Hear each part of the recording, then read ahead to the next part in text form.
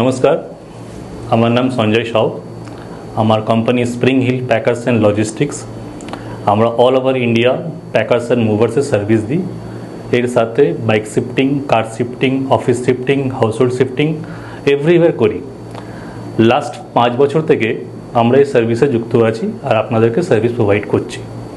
আগামী দিনও আপনাদেরকে সাপোর্ট করব আর সার্ভিস দেব। আমাদের লাস্ট 2000 ক্লায়েন্ট 5 বছরে যেটা রিপ্রেজেন্ট করছেন অলরেডি রেজিস্টার্ড আছে।